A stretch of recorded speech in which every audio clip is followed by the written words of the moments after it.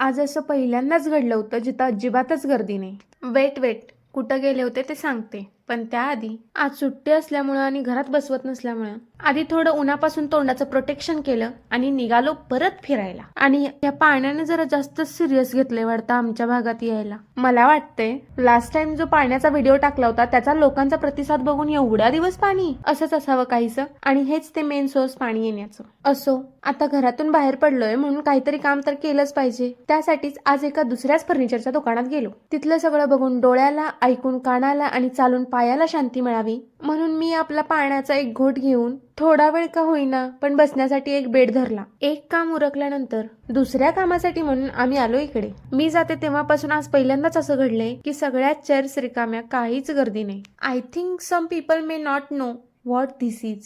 तर हे आहे CSD कॅन्टीन. सगळं बाजूला सोडलं आणि मी आले मेन सेक्शनकडे, म्हणजेच खाण्याचं सेक्शन. जे पाहिजे होतं, जे नको होतं ते दोन्ही घेतलं आणि निघालो घरी.